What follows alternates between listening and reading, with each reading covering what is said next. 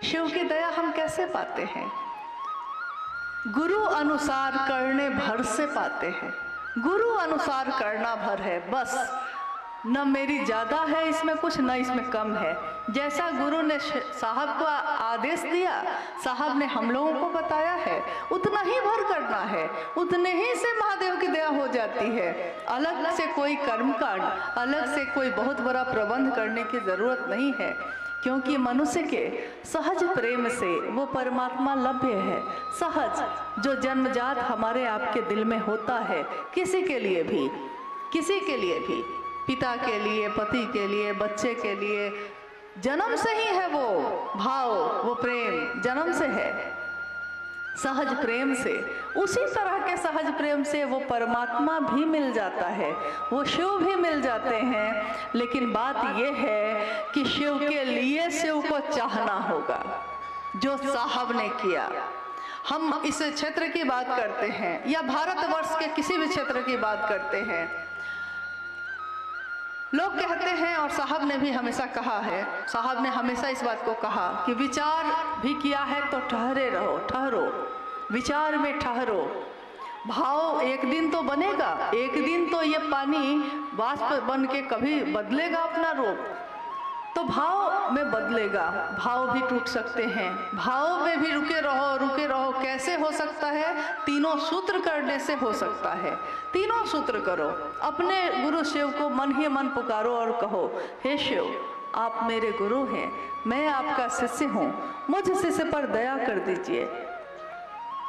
महादेव दया करते हैं, उनकी दया हो जाए तो चर्चा, शिव की चर्चा दूसरों से करो, खुद समझने के लिए भी करो और दूसरों को समझाने के लिए भी करो। लेकिन शिव की चर्चा क्या हो? तमाशा नहीं है ये तमाशा नहीं है, ये खिलवाड़ नहीं है कि कहीं भी हम शिव चर्चाओं का आयोजन कर दें। बहुत सोचना पड़ता है, बहुत सोच समझ के करना चाहिए। ये नहीं कि मन नहीं लग रहा है तो यहाँ भी कर दिया, यहाँ भी कर दिया। शिव की चर्चा शिव भाव से संजात, शिव भाव से भींगा हुआ, प्रगाढ़, एकदम गहरा बना हुआ मेरे दिल में जो होगा वही ना हम आपके दिल को दे सकेंगे। जो मेरे पास होगा ही नहीं, हम आपको क्या दे सकेंगे? तो शिव की चर्चा स्वयं को और समूह को, दोनों को शिव भाव से आप्लावित करती है। दूसरा सूत्र। तीसरा, शिव को नमन करना। शिव को पंचाक्षर मंत्र से प्रणाम करने की बात भी साहब ने कही कि आप कर सकते हैं। नमः शिवाय मंत्र, प्राचीन समय से ये मंत्र चलता आया है, लेकिन ये मंत्र शिव का प्राण मंत्र कहा गया। शिव के प्राण, यानी शुरू में मैंने कहा अभी कि सबसे पहला तत्व बना था आकाश और शब्द बना था सबसे पहले। तो जैसे ही आकाश बना और शब्द बने, पहला शब्द बना था नमः शिवाय। नमः शिवाय यानी इस सृष्टि के बनने में, इस सृष्टि को प्राण देने वाला जो मंत्र है वो है नमः शिवाय।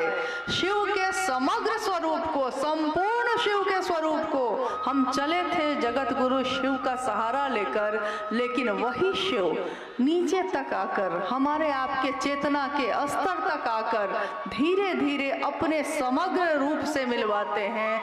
स्वरूप जो उनका है संपूर्ण, भगवान शिव के शिष्यता, भगवान शिव से मिलवाते हैं। नमः शिवाय मंत्र शिव के समग्र स्वरूप को प्रणाम निवेदित करता है। इन तीनों सूत्रों की परिधि में ही सब कुछ है। तो गुरु मानकर अगर किसी ने आपको 3 सूत्र नहीं बताया होता, तब भी आप क्या करते? ये साहब ने एक बार कहा था। साहब ने कहा था कि मैंने जब शिव को गुरु बनाया था, भगवान समझ के बनाया था और मेरे पास 3 सूत्र नहीं थे। आपको मैंने दिया है लेकिन मेरे पास नहीं थे। मैं शिव का शिष्य बना या नहीं बना? बना। कैसे? साहब ने कहा मेरे गुरु शिव ने मुझको अनुभूत करा दिया, बोध करा दिया कि उनकी दया के बिना यहाँ पत्ता भी नहीं हिलता है। शिव और शक्ति के प्रेम के बिना तो घास की एक पत्ती तक नहीं उगती। शिव की दया के बिना यहाँ कुछ भी नहीं होता, सब कुछ उनकी दया ही है। यह शिव ने बोध करा दिया तो उन्होंने पहला सूत्र बनाया। शिव की चर्चा करने से परिणाम आने लगा और ध्यान कहा जाता है कि भारत देश में ध्यान की अनुपम विधा मानी गई है। ध्यान को बहुत अनुपम विधा मानी गई है। किसी एक बिंदु पे अपने मन को एकाग्र कर लेना, ठहर जाना, शांत हो जाना, यह है ध्यान।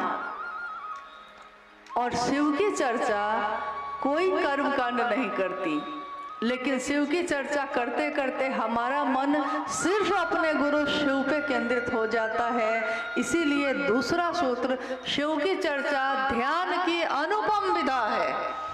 आज तक हम लोगों ने कुछ न क्रिया न साधना, कुछ क्रिया न साधना, कुछ नहीं आता, न साधना न क्रिया न मंत्रों का जप, कुछ नहीं होता, बस महादेव महादेव रटते हैं। और देखिए शिव की चर्चा ध्यान की अनुपम विधा बन जाती है।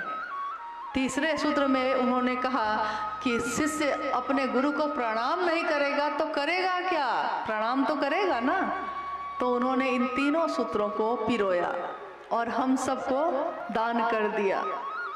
ऐसा दान किया, ऐसा दिया कि अपना सर्वस्व ही दे दिया। लेकिन उन्होंने एक बात जरूर कही कि एक निष्ठता और समर्पण अपने गुरु के कार्य के लिए जरूर रखना। एक निष्ठता यानी गुरु कार्य में बेईमानी नहीं होनी चाहिए।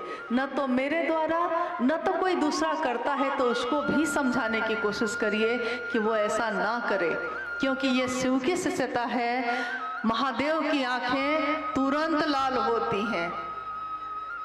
जितने वो करुणावतारम हैं उतने ही उनकी आंख लाल भी होती है।